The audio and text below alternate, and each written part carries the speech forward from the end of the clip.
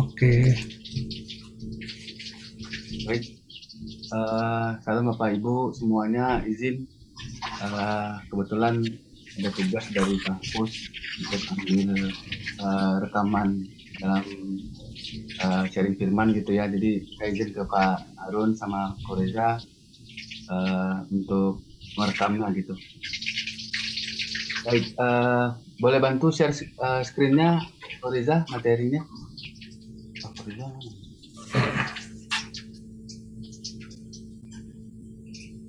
Udah dikirim ya, Tom? Udah Pak. Oke. Iya. Jadi kita tahu visi dan misi kita tahun ini yang diberikan oleh Gembala Sidang kita adalah bangkit dan jadi pemenang gitu ya. Nah, eh, bagaimana kita bangkit supaya bisa menjadi pemenang? Tentunya kita sebagai manusia, Bapak Ibu pasti sudah memiliki benih dosa ya yang terjadi dalam diri kita sebagai manusia, di mana ketika penciptaan dan manusia jatuh ke dalam dosa, dan dosa itu sudah ada di dalam diri manusia gitu. Nah, topik yang akan saya bawakan pada pagi hari ini yaitu menang atas dosa gitu. Supaya kita bisa bangkit nih, bangkit jadi pemenang gitu. Nah, eh, bentar ya. Boleh next, Ko Reza? Nah, mari kita belajar bersama-sama. Dalam hal ini saya juga masih belajar ya, Bapak Ibu. Apakah dosa itu? Apa sih dosa itu gitu ya? Nah, di dalam 1 Yohanes 3 ayat 4 dikatakan, setiap orang yang berbuat dosa melanggar juga hukum Allah. Sebab dosa ialah pelanggaran hukum Allah. Nah, ini kita sudah tahu bahwa setiap hal pelanggaran-pelanggaran yang kita lakukan baik di dalam hukum Allah itu adalah dosa gitu ya. Nah, untuk menyelesaikan masalah tentang dosa ini, pertama-tama kita harus tahu nih, dosa yang ada di dalam diri kita. Pasti hanya kita yang tahu gitu ya.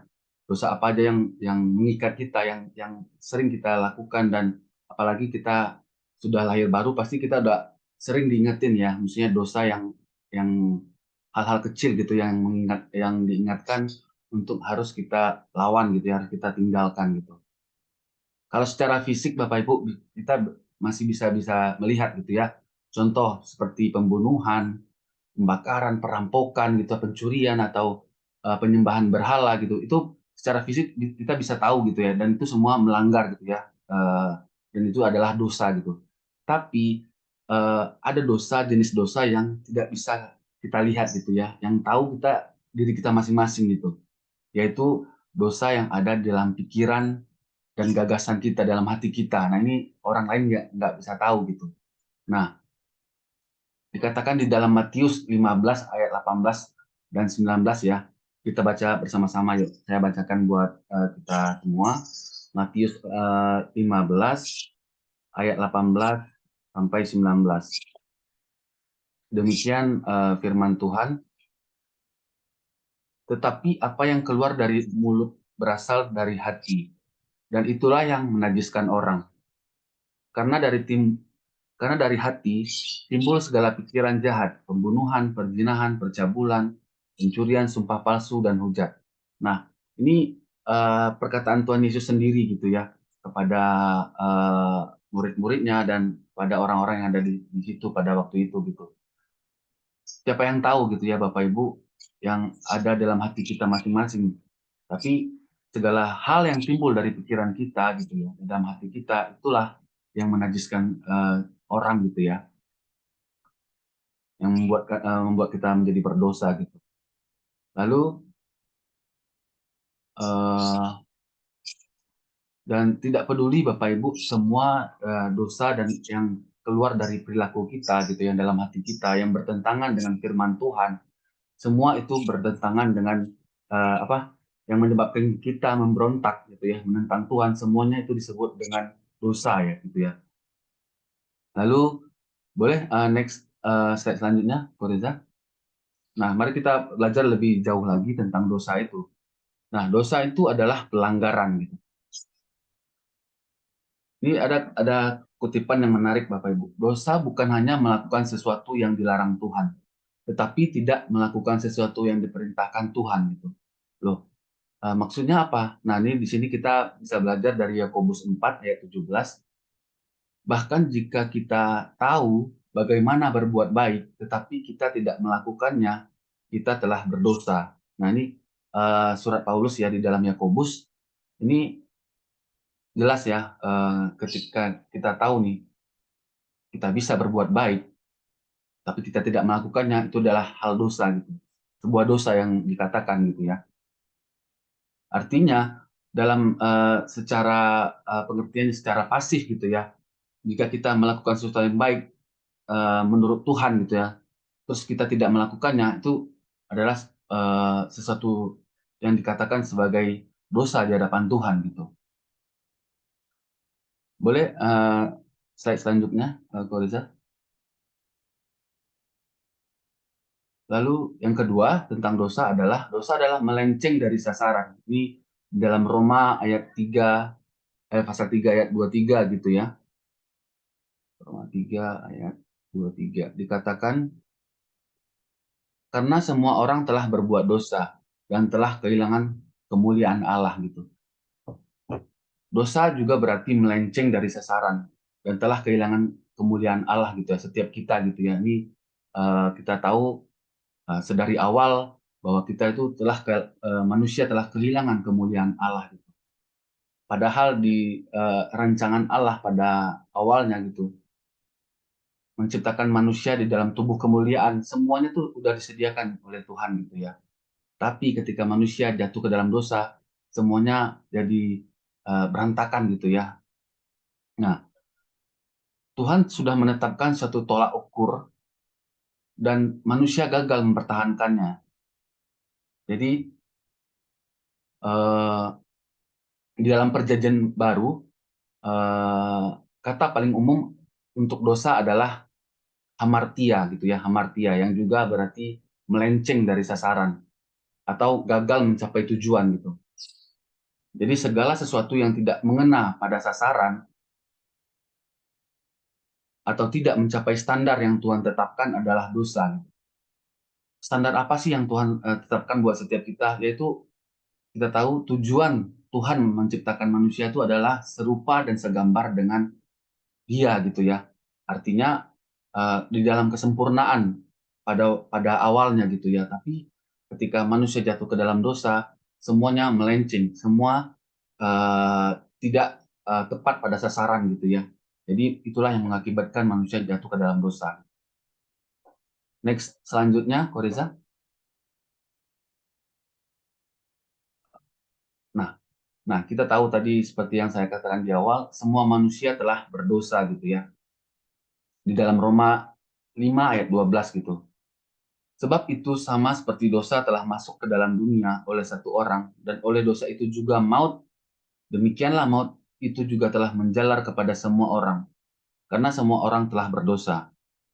Dosa telah merusak hati, pikiran, dan perilaku manusia. Dosa juga merusak sistem kehidupan manusia. Nah, next, slide selanjutnya, kalau bisa. Nah, ini kita sama-sama belajar apa sih akibat kejatuhan manusia ke dalam dosa. Nah, ini ada 4 hal yang saya tuliskan di slide ini. Yang pertama, dosa mengakibatkan kematian fisik gitu ya. Maksudnya apa gitu? Ini tadi kita bahas tentang Roma 5 ayat 12 tadi, bahwa manusia pertama itu yaitu Adam gitu ya. Ketika Tuhan ciptakan secara fisik gitu ya, itu kita tahu itu adalah tubuh kemuliaan. Tapi eh, apa namanya? Ya, Roma 5 ayat 12 tadi ya. Sebab itu sama seperti dosa telah masuk ke dalam dunia oleh satu orang dan oleh dosa itu juga maut. Demikianlah maut itu menjalar kepada semua orang karena semua orang telah berbuat dosa. Di situ saya garis bawahi tentang kata-kata menjalar gitu. Menjalar ini adalah menular. Artinya setiap orang gitu ya, ke setiap orang itu. Makanya di dalam setiap orang tuh udah ada benih dosa ya Bapak Ibu. Nah, itu yang mengikat kita gitu. yang tidak kita ketahui seperti dosa kesombongan, keangkuhan gitu, iri hati itu udah ada benihnya gitu, yang orang lain tidak tahu gitu ya. Nah, Adam tidak diciptakan sebagai orang berdosa, melainkan sebagai orang yang tanpa cacat dan tanpa dosa. Larangan yang disampaikan oleh Allah di Taman Eden adalah suatu bukti bahwa Adam mempunyai kemampuan untuk tidak melakukan dosa gitu. Dikatakan di dalam Kejadian 2 ayat 17. Saya bacakan buat kita semua. Kejadian 2 ayat 17 itu dikatakan, tetapi pohon pengetahuan tentang yang baik dan yang jahat itu janganlah kau makan buahnya, sebab pada hari engkau memakannya pastilah engkau mati. Artinya ada kata-kata janganlah kau makan buahnya. Di sini kita bisa melihat pengertiannya adalah Adam itu mampu untuk tidak melakukan hal itu gitu, karena itu adalah larangan dari Allah gitu. Akan tetapi ketika iblis datang menggoda Hawa waktu itu ya, nah itulah kita tahu sama-sama kejatuhan manusia di dalam dosa gitu. Lalu slide-nya ya. Yang kedua, dosa mengakibatkan kematian secara sosial. Maksudnya apa ya? Ketika di dalam Kejadian 3 ayat 17-19 itu di Taman Eden ya, Adam dan Hawa sebenarnya tidak perlu bersusah payah untuk memenuhi kebutuhan materi mereka gitu ya. Karena segala sesuatunya di Taman Eden itu udah tersedia Bapak Ibu. Tuhan merancangkan Taman Eden itu semuanya hal-hal yang baik, yang indah gitu, dan semuanya terpenuhi kebutuhan yang dibutuhkan oleh manusia, yaitu Adam dan Hawa di Taman Eden pada waktu itu. Akan tetapi setelah iblis berhasil menggoda mereka sehingga mereka jatuh ke dalam dosa, maka mereka tidak lagi mendapatkan segala yang mereka butuhkan dengan mudah gitu ya. Dan mereka dan Allah mengusir Adam dan Hawa dari Taman Eden gitu ya.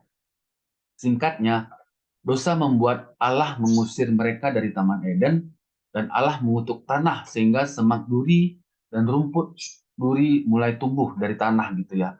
Nah, sehingga dari situ eh, kita tahu bahwa manusia eh, apa namanya dengan berpeluh ya berpeluh berkeringat mereka mendapatkan kebutuhan yaitu makanan dan kesakitan dengan kesakitan gitu ya untuk mendapatkan segala sesuatunya. Makanya disinilah timbul hal-hal yang sosial gitu ya tentang kemiskinan, kelaparan, ketidakadilan gitu ya. Jadi manusia harus mengusahakannya gitu. Padahal awalnya rancangan Allah bukan seperti itu gitu. Lalu di slide-nya itu yang ketiga adalah dosa mengakibatkan kematian rohani. Nah, keadaan semua orang yang dilahirkan dikuasai oleh sifat dosa seperti yang saya bilang tadi di awal ya. Benih dosa itu udah ada di dalam diri kita masing-masing gitu. Nah, hal itulah yang mencerminkan kematian rohani seseorang, yaitu terpisahnya manusia dari Allah gitu. Nah, puji Tuhannya, Tuhan Yesus datang ke dunia untuk mempersatukan itu melalui Roh Kudus gitu ya. Nah, eh, persekutuan yang seharusnya kita bisa nikmati bersama Allah itu dipatahkan ya oleh dosa gitu. Nah, hal itu digambarkan waktu Adam menyembunyikan diri dari Allah ya. Itu peristiwa ketika dia jatuh ke dalam dosa gitu. Lalu poin yang keempat, dosa mengakibatkan kematian kekal. Ini kita jelas ya di Wahyu 20 ayat 14 kita baca bersama-sama di Wahyu 20 ayat 14 dan 15 dikatakan, lalu maut dan kerajaan maut itu dilemparkanlah ke dalam lautan api, itulah kematian yang kedua, lautan api. Ya, yang ke-15, dan setiap orang yang tidak ditemukan namanya tertulis di dalam kitab kehidupan itu, ia dilemparkan ke dalam lautan api. Nah, inilah yang disebut dengan kematian kekal ya Bapak Ibu. Artinya kematian yang final gitu ya, tidak ada ini lagi apa untuk bisa masuk ke dalam kehidupan yang bersama Tuhan di dalam sorga gitu ya. Jadi kejadian itu merupakan perpisahan permanen dengan Allah ya. Kematian kedua adalah penderitaan penyiksaan dan kengerian yang tidak akhir gitu. Tempat ini disediakan bagi iblis dan para pengikutnya, yaitu manusia yang menolak percaya kepada Tuhan, yaitu Tuhan Yesus Kristus ya. Iblis berhasil menarik manusia ke dalam hukuman ini setelah dia menarik manusia jatuh ke dalam dosa dan semuanya pasti dihukum bersama-sama di dalam neraka gitu. Oke, slide selanjutnya, Pak Reza. Nah, ini adalah bagaimana cara agar kita menang terhadap dosa. Nah, di dalam slide saya ini ada 3 poin yang saya tuliskan. Yang pertama adalah tidak berdiam dalam dosa. Ini di dalam Roma 6 ayat 1 dan 2. Kembali saya bacakan buat kita bersama ya. Roma 6 ayat 1 dan 2 dikatakan, Roma 6. Ya. Jika demikian, apakah yang hendak kita katakan? Bolehkah kita bertekun dalam dosa supaya semakin bertambah kasih karunia itu? Sekali-kali tidak. Bukankah kita telah mati bagi dosa? Bagaimanakah kita dapat hidup di dalamnya gitu? Nah, ini Paulus mengatakan di dalam Roma ayat 6 ini adalah bahaya yang akan timbul jika orang akan berpikir bahwa semakin banyak ia berdosa, maka semakin banyak pula kasih karunia. Ini adalah hal yang salah, Bapak Ibu ya. Karena contohnya gini, kalau kita udah tahu itu pelanggaran sebuah dosa gitu ya, kita tahu itu tidak sesuai dengan firman Tuhan, tapi kita lakukan, ini adalah uh, tidak sesuai dengan firman Tuhan gitu, dan kita menganggap bahwa kita hidup dalam kasih karunia. Makanya ada ajaran yang kita pernah dengar ya, hyper grace gitu ya. Kalau kita udah sekali diselamatkan tetap selamat gitu ya. Artinya mereka menganggap bahwa kalau kita berdosa hari ini kita minta ampun dan Tuhan ampuni dan itu udah gitu aja gitu ya. Tapi yang harus kita sadari adalah kita tidak boleh melakukan hal yang sama gitu. Contohnya seperti Daud gitu ya. Saya pernah berpikiran begini, kenapa ya Daud itu berkenan di hati Tuhan gitu ya? Apa sih bedanya dengan kita gitu? Kalau bisa nggak kita seperti Daud gitu ya? Nah, seharusnya bisa Bapak Ibu, karena kalau kita sadari ketika kita itu pelanggaran kita itu adalah dosa gitu, terus kita minta ampun dan bertobat, tidak mengulanginya, itulah yang membuat Allah berkenan kepada kita. Contohnya seperti Daud gitu ya, dia menyesal dan tidak melakukannya lagi. Pak Niko juga pernah berkata seperti itu ya. Yang membedakan Daud itu dengan kita itu adalah Daud tidak melakukan pelanggaran hal yang sama gitu. Jadi itulah yang membuat Tuhan berkenan kepada Daud gitu. Lalu eh, yang poin yang kedua, boleh next Koriza. Tidak membiarkan dosa menguasai gitu. Maksudnya dengan menyerahkannya kepada Allah, tubuh kita ini untuk alatnya, dengan menyadari bahwa tubuh kita bukan lagi milik kita pribadi gitu.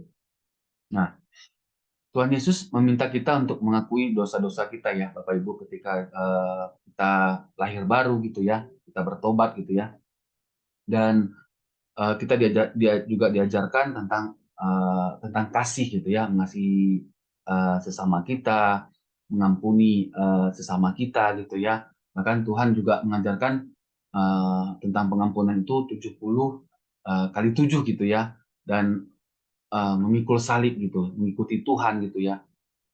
Tapi saya pernah membaca kebenaran-kebenaran itu adalah kebenaran yang dangkal, Bapak Ibu. Maksudnya apa?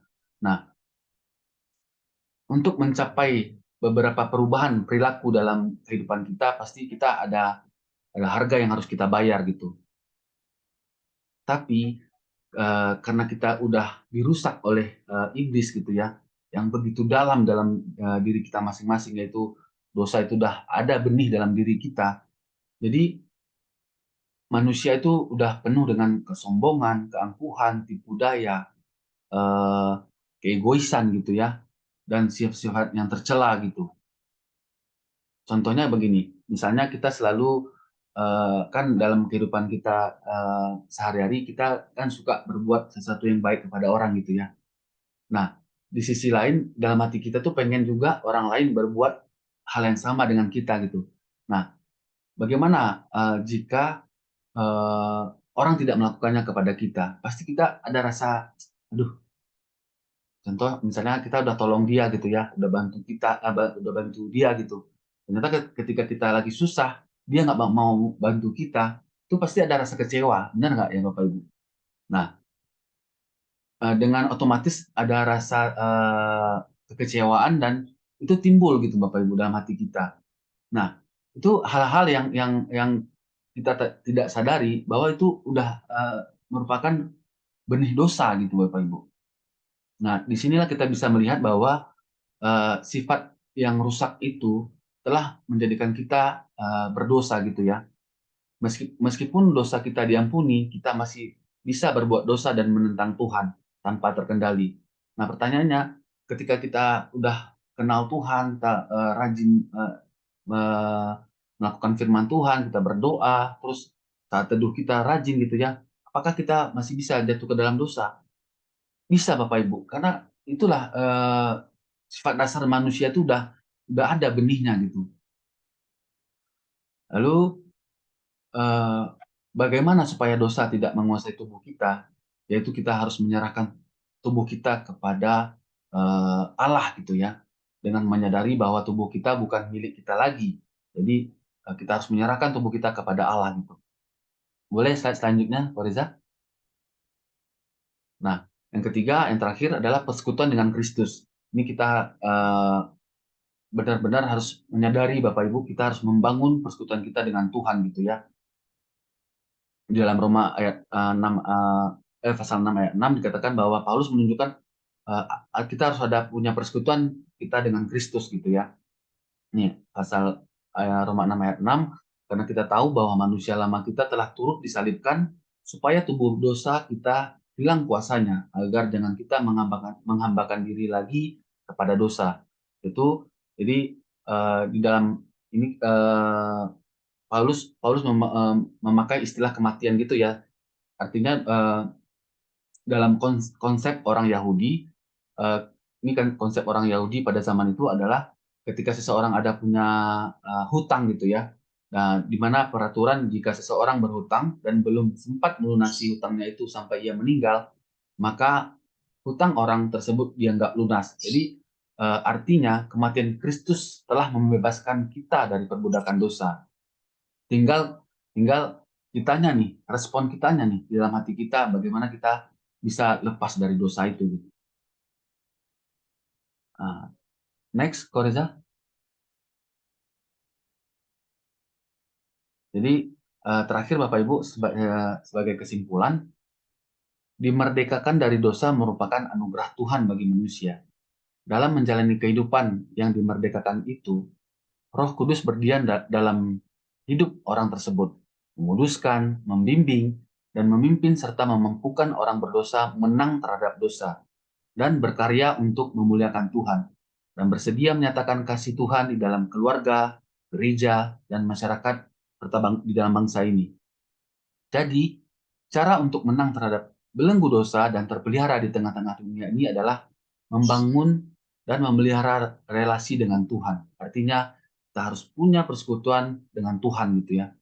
Hidup adalah anugerah, berkarya dalam anugerah karena segala sesuatu dari Dia, oleh Dia, dan kepada Dia.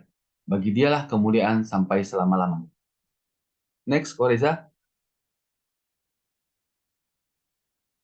Ya, itu aja Bapak Ibu yang bisa saya bagikan pagi hari ini. Terima kasih, Tuhan Yesus memberkati.